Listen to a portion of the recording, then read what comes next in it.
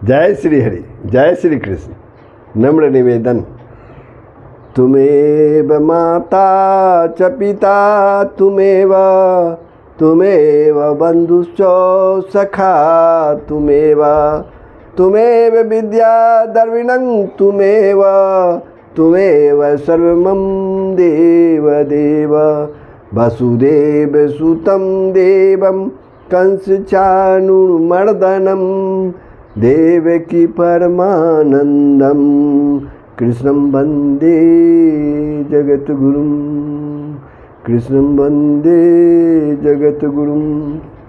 जय श्री हरि, जय श्री कृष्ण।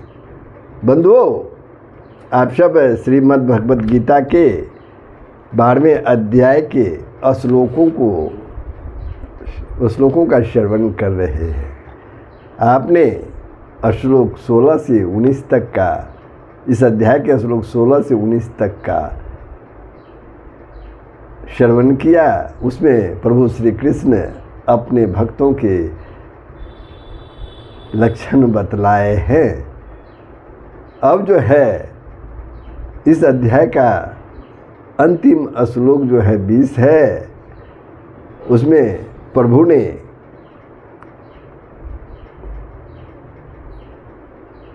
इस अध्याय का यानी 12वें अध्याय का उपसंहार बतलाते हैं। तो प्रभु श्लोक 20 प्रारंभ हो। आप लोगों से नम्र निवेदन है, यदि वीडियो को सब्सक्राइब नहीं किए हैं तो अवश्य सब्सक्राइब कर देंगे। अपने विचार कमेंट बॉक्स में अवश्य ही लिखेंगे। तो जय श्री हरि। श्लोक 20 उसके पौड़ पर परमात्मा को प्राप्त हुए सिद्ध भक्तों के लक्षण जो है बतलाकर, अब उन लक्षणों को आदर्श मानकर बड़े प्रयत्न के साथ उनका भली भांति सेवन करने वाले परम श्रद्धालु शरणागत भक्तों की प्रशंसा करने के लिए उनको अपने अत्यंत प्रिय बतलाकर भगवान इस अध्याय का यानी अध्याय 12 का उपसंहार करते हैं। एतु धर्ममृतमिदं अथो यक्तं पर्युपासते श्रद्धाधाना मत्परमा भक्तास्ते अतीव मे प्रियाः। परंतु जो श्रद्धायुक्त पुरुष मेरे परायण होकर इस ऊपर कहे हुए धर्ममय अमृत को निष्काम प्रेम भाव से सेवन करता है, वे भक्त मुझको अतिशय प्रिय है। वो भक्त मुझको अतिशय प्रिय है। 12वें अध्याय के अंतिम श्लोक 20 में प्रभु श्री कृष्ण कहते हैं वो भक्त मुझे अत्यंत प्रिय है। यहाँ पर श्रद्धायुक्त भगवत परायण पुरुष किसे कहते हैं, एक प्रश्न उठता है ना। तो प्रभु कहते हैं सर्वव्यापी, चारों हर जगह व्याप्त, सर्वशक्तिमान भगवान के अवतारों में, वचनों में एवं उनके गुण प्रभाव ऐश्वर्य और चरित्र आदि में जो प्रत्यक्ष के सदृश सम्मान पूर्वक विश्वास रखता है, वह श्रद्धावान है। परम प्रेमी और परम दयालु भगवान को ही परम गति, परम आश्रय एवं अपने प्राणों के आधार सर्वस्व मानकर उन्हीं पर निर्भर और उनके किए हुए विधान में प्रसन्न रहने वाले को भगवत परायण पुरुष कहते हैं।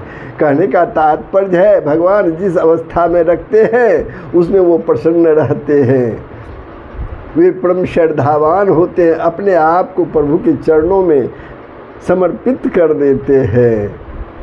तो ऐसे पुरुष को भगवत परायण कहते हैं। अब है कि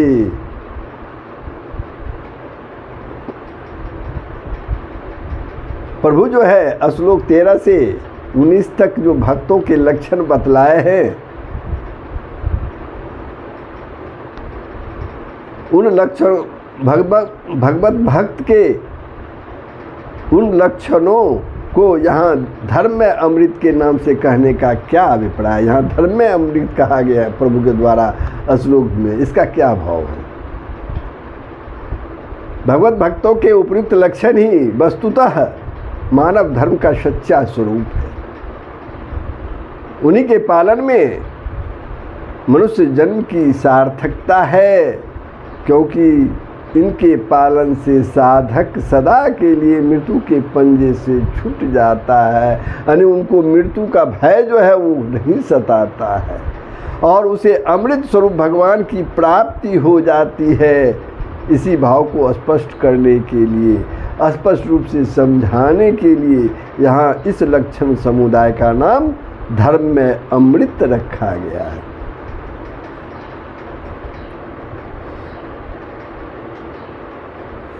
अब यहाँ पर्युपास्ते एक पद आया है इस श्लोक में, उसका क्या अभिप्राय है?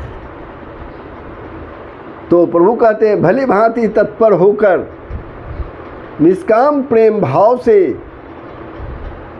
उन उपर्युक्त लक्षणों का, जो 7 श्लोकों में भक्त के लक्षण बतलाए हैं प्रभु ने, उन लक्षणों का श्रद्धा पूर्वक सदा सर्वदा सेवन करता है, वही पर्युपास्ते का अभिप्राय है। अब पहले 7 श्लोकों में भगवत प्राप्त सिद्ध भक्तों के लक्षण का वर्णन करते हुए उनको तो भगवान ने अपना प्रिय भक्त बतलाया है, और इस श्लोक में जो सिद्ध नहीं है परंतु उन लक्षणों की उपासना करने वाले साधक भक्त हैं, उनको अतिशय प्रिय कहा है। इसमें क्या रहस्य है? इसमें क्या रहस्य है? जिन सिद्ध भक्तों को भगवान की प्राप्ति हो चुकी है, उनमें तो उपयुक्त लक्षण स्वाभाविक ही रहते हैं जो भगवान ने लक्षण बताए हैं, और भगवान के साथ उनका नित्य तारतम्य संबंध हो जाता है, एक तार से दोनों जुट जाते हैं। इसलिए उनमें इन गुणों का होना कोई बहुत बड़ी बात नहीं है, परंतु जिन एकनिष्ठ साधक भक्तों को भगवान के प्रत्यक्ष दर्शन नहीं हुए हैं, तो भी वे भगवान पर विश्वास करके परम श्रद्धा के साथ तन मन धन और सर्वस्व भगवान को अर्पण करके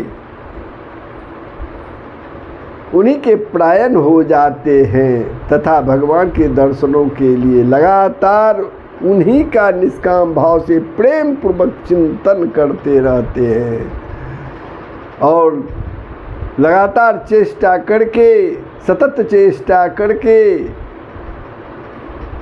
जो प्रभु ने लक्षण बताए हैं भक्तों का, उन लक्षणों के अनुसार ही अपना जीवन बिताना चाहते हैं, बिना प्रत्यक्ष दर्शन हुए भी केवल विश्वास पर उनका इतना निर्भर हो जाना विशेष महत्व की बात है। इसलिए भगवान को वे विशेष प्रिय होते हैं। ऐसे प्रेमी भक्तों को भगवान अपना नित्य संग प्रदान करके जब तक संतुष्ट नहीं कर देते, तब तक वे उनके ऋणी ही बने रहते हैं। कौन? भगवान। ऐसी भगवान की मान्यता है। अतः भगवान का उन्हें सिद्ध भक्तों की अपेक्षा भी अतिशय प्रिय कहना उचित है। तो 12वें अध्याय का ये जो है प्रभु ने 20वें श्लोक में उपसंहार बतलाया है कि उपसंहार में क्या बतलाया है तो आप तो श्रवण कर ही चुके हैं कि कौन सा भक्त हमें प्रिय है, भक्तों में कौन कौन सा लक्षण होना चाहिए। तो श्लोक 20 यही समाप्त होता है। साथ ही श्रीमद् भगवद गीता का 12वां अध्याय भी यही समाप्त होता है। प्रभु आगे 13वां अध्याय आपके समक्ष रखूँगा, आप लोग इसका श्रवण करेंगे। इस अध्याय में क्षेत्र क्षेत्रज्ञ विभाग योग इस अध्याय का नाम है। इसमें शरीर और आत्मा परस्पर अत्यंत ही विलक्षण बतलाया गया है। केवल अज्ञान से ही इन दोनों की एकता सी हो रही है। किसका? शरीर और आत्मा की। इस अध्याय के जब आप श्रवण करेंगे तो पहले श्लोक में शरीर और आत्मा का लक्षण बतलाया है प्रभु ने, जो आप श्रवण करेंगे। तो प्रभु 12वां अध्याय श्रीमद् भगवद गीता का 12वां अध्याय यहीं समाप्त होता है। आप लोग श्रवण करें और अपने विचार अवश्य लिख भेजें। जय श्री हरि, जय श्री कृष्ण, सबका कल्याण हो।